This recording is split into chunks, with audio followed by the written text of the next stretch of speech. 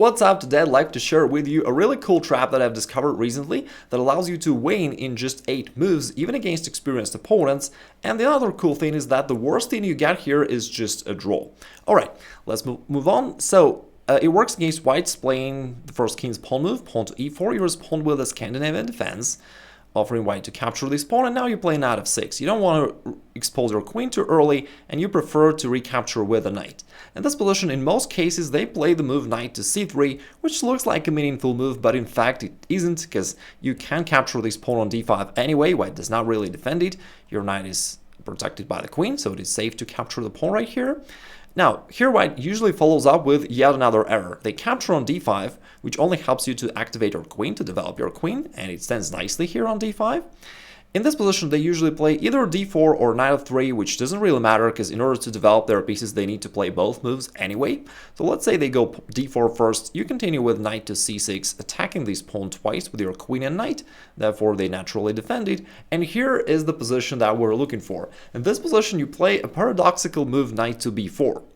At first it looks weird, just some side move with unclear purpose. Also it violates classical opening rules, which tells you to avoid moving the same piece twice in an opening, although that's exactly what you do right here. But strangely enough, in this position, this move is actually pretty powerful. Again, I'm not even sure why, but somehow it works. Now here's your idea, it's pretty clear. You're gonna play queen e4 check, and that actually delivers a double attack to the king, as well as controls this pawn on c2, and your knight from b4 supports this threat, so it's going to capture the pawn with a fork to the king and rook. Although it may seem like a lot of errors, but in fact, the variation is very simple. Also, think about this. If you're playing this position as white, which move would you play, or which moves would you consider overall? That would just help you to realize why this variation is so effective. Because in fact, all of the natural moves of white that they usually play is something like, attacking your pieces. They play c3, attacking your knight, or a3, or maybe c4, attacking the queen. But guess what? None of that really interferes with your plans. In fact, they rather push you to move your queen and knight, which you were going to do anyway. So you're kind of provoking white to play moves which you are looking to play, right? Good things come to those who bait. For example, if white plays pawn to c3, we say, okay, we play queen e4, that's what we were going to do. And our idea is that after white covers their king however they like it, with this bishop, with the queen, doesn't matter at all. Let's say with this bishop, in all of those cases we play knight to c2 fork, and that's how we win a free rook on the next move. After the king moves, we just grab the rook.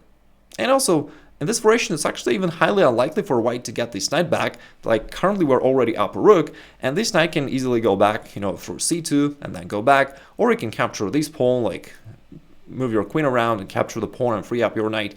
For example, if they try bishop e3, which is something that they often try, trying to at least get a knight for a rook, you just move your knight back to c2, and now they usually follow up with bishop d3, thinking that they're now double attacking your pieces, but it's not, because you can take on e3 with check, and that's how you save your knight. That's going to be checked to white's king. Or if for some extra trolling, you can capture on e3 with your queen, kind of pretending like you're blundering. But after that, knight takes e3, so that's also a double attack. After white moves, you take over here, and as a result of this, you're having an extra rook at the end. Now, I'm showing these variations just for an example, but in fact you see that you could win white's rook earlier in this game, just right after that double check. So let me get it back. So after c3, queen e4, and here after bishop e2, knight to c2, basically it is resignable right here. So within something like 8 moves, you win the game, and even strong players fall for this trap because it's really natural for white to do so. Let's go over this line real quick once again, just to make sure that you're ready for whatever white can throw at you. So after e4, pawn d5, you're attacking the pawn, they have to do something about that. They capture, play knight f6, wanting to regain this pawn on d5. In most cases, they play knight c3, as we're discussing in this video. They may also try to hold on to this pawn by playing pawn to c4. And I'll link down below and also up there another video of mine where I analyze that video and recommend a really cool gambit for you to win against white's playing pawn to c4. But for now, let's stick to the mainstream move knight to c3. You take here on d5, they usually recapture, and then they develop one of their pieces, something like knight f3 or pawn to d4. You respond with knight to c6, they defend it, then you go with this weird move knight to b4.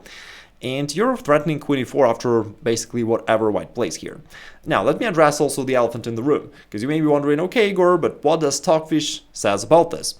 Well, it says that after pawn to c3 and queen to e4, the move that saves white is a weird move king to d2, because that's the only way how white can control this c2 square, not allowing you to jump with your knight there. Of course, for a human being, playing king d2 feels very unnatural, exposing the king, blocking all the other pieces out. And in this case, you have an opportunity to actually achieve a draw with this perpetual check, queen e4 check. Now, since our knight controls these squares, the king has to go back, and with queen e4, you can achieve the repetition. So that's one thing. As I've told you earlier, like, the worst thing you got here is a draw, but if you want to play on, you can. It's also totally fine. For example, you can play the move pawn to e6, kind of like pretending like you're developing a piece or blundering this knight. And since you've been playing weird moves all along this game, your opponent may think, hey, let me just grab this knight here on b4, and after that, development of your bishop has never been that powerful. Bishop takes b4 actually comes with a checkmate. Finally, in this position, after you play knight to b4, the worst thing white can play is pawn to c4, although it looks really good and aggressive at first, but in reality it only pushes your queen to go to e4, which was a part of your plan. Now queen e4 check to the king. Now we're still threatening knight c2 fork to the king and rook. If they want to prevent it, they have to play this weird move king to d2, and now although you can't play knight c2, but of course white's exposed king in the middle of the board is a great target for you, and you can in fact play bishop f5 and reinforce the threat of knight to c2. Now together with this battery along this diagonal, you are controlling this square twice, and so you may jump with your knight to c2 in the future and attack the rook as well as this pawn on d4 that way. So that's actually a real threat. In this position, white usually goes queen a4, trying to double attack your king and knight, but that doesn't do too much. You can just go back and you're still perfectly fine. They usually play here pawn to d5, hoping that thanks to this pin they can actually win the knight. And also remember that your opponent doesn't know that he's been trapped. He may still think that you're playing some weird opening moves, and he may still wish to punish you and to win, right? But of course, little does he know. In reality, white is already lost here. Now in this position, many would be tempted to probably just castle, trying to pin the pawn and avoid a loss of the knight, but the one thing that I always recommend to people, always check for attacking moves first, even if you've been attacked, because normally attacking moves are the most powerful in chess. And here black has an even stronger option, pawn e6, which is a forcing move, where threatening pawn takes d5, maybe bishop b4, check to the king that way, and it turns out that if white captures here on c6, you can follow up with castling queenside, and once again your castling has never been that powerful. It's nearly a checkmate. Check to the king. Now the king is forced to move right here, and here once again you gotta look for forcing moves, which are checks, captures, and attacking moves. But first of all, you gotta look for checks, and here rook to d3 does the job done, and after bishop takes and queen takes, that is actually a checkmate. I mean, you may try to memorize these variations, but you can see that it's fairly easy to find them on your own if you just know the beginning of the trap, and after that it's just a forcing continuation. By the way, if these variations do not seem intuitive for you and you aren't sure really how to calculate them, how to find them on your own, I would recommend that you check my course, My Thinking System, which I'll link below in the description of the video, which teaches you those fundamentals. It's a really short course and it's very inexpensive. You can study it within one day and you'll get to know this most fundamental knowledge that most players are missing even after decades of playing chess, which is actually crazy. But I think like somehow coaches and authors never teach this, although like it should be one of the first things that you really learn in chess. How do you find the proper move while playing a game of chess? Also, if you manage to pull off this trick successfully in your own games, let me know the rating of your opponents who fell for this trap. I'm curious now because it seems like even expert and master level opponents sometimes fell for this trap and lose the game or reach a losing position in 8 moves or 9 moves, something like that. So that'd be fun to know. Anyway, wishing you the great rest of the day, and I'll talk to you soon.